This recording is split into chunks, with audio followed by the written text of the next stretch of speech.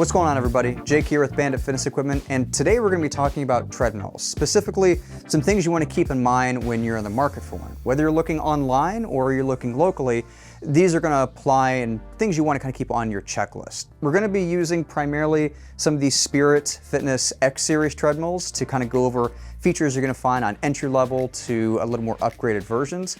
But a lot of what we discussed can be applied to other manufacturers as well. So the first thing we're going to talk about is horsepower. Now, horsepower, as far as what you need, is going to depend a little bit on you, the user, as well as your usage.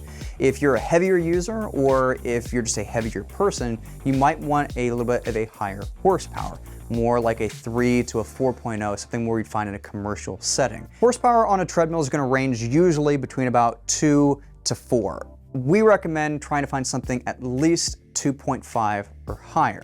That's going to ensure that you have enough power, that's going to ensure that it can handle a higher weight capacity, and that you have a little more longevity out of the motor. There are treadmills out there you can find that are under 2 horsepower, but they tend to be either on lower level brands or models or designed more for walking only. The next feature we're going to talk about is the roller size. Now, treadmills are going to have 2 rollers, one in the front, one in the back, and that's essentially what the belt is moving around. A bigger roller is going to provide less friction, so it lasts longer. Usually you'll see that in a nicer treadmill or something a little more commercial.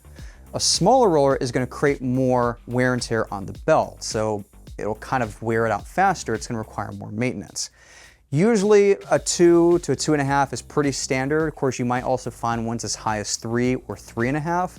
Under a 2-inch roller is something you're going to see again on a lower end treadmill or more of a walking base treadmill. Your speed range is going to vary. Usually about 10 miles per hour is a pretty standard maximum to be at, but once you go above the entry-level options, it's not too hard to find one with 12 miles per hour in top speed. And for most people, that's going to cover all of the bases.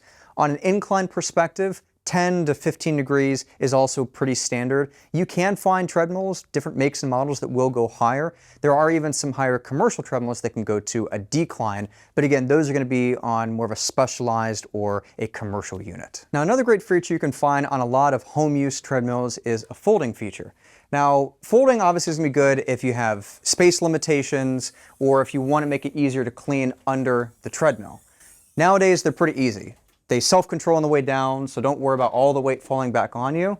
And honestly, some folding treadmills can be really low end, but there are a lot of really good options out there that are still going to be very sturdy. Now, while there are a lot of benefits to a folding treadmill, specifically when it comes to space efficiency, and also they tend to be a little bit lower priced, you still want to take a look at your usage and see if it makes sense to go to a non-folding. Like in this case, which is a Spirit 685 treadmill, this is a non-folding treadmill. It's going to be sturdier because it's a fixed frame, and also that's going to give it a higher weight capacity. Most non-folding treadmills are going to be, I would say, between about 200 to 350 pounds in user weight capacity. A non-folding treadmill almost always are going to have a minimum of about 400, and some can even get higher towards 450 or 500 pounds. Another list of features that's going to depend really on the make and the model are some of the small details you can't really put into one section. Now, as you go up through something like an entry level, like in this case a Spirit 185 up to a 285, you're going to have small extras. You know, you might have adjustments like in terms of quick keys that allows you to go speed, incline, changing those things without having to quickly hit the console. Going even one next level to something like a 385, you now have more indicators, allowing you to know where your intensity is going to be felt more, as well as heart rate profiles. And then going into something like a non-folding, like a 685 here, you're actually going to have bigger screen, you're going to have more cup holders, and also overall aesthetics, you'll have some upgraded features. While these are just some small features that you're going to see on upgraded models and even some entry-level models, you should expect with any manufacturer going from a lower end to a higher end to have things like bigger rollers, thicker decks, better belts, and overall the quality of the machine should be increasing as you're increasing in price and model.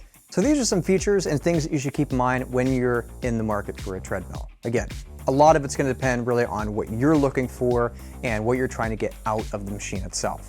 As always, we do recommend, if you have the option or the ability, find a local place, a local store that you can test out a lot of options, because a photo is gonna make it look really good, specs are gonna sound really good on paper, but it's not until you can actually get on the machine and test it that you'll know if it's right for you. So if you want to see some of the options we have on display, we are located in Largo, Florida. Feel free to come in and see what we have to offer. Don't forget to like, comment, and subscribe, and we'll see you next time.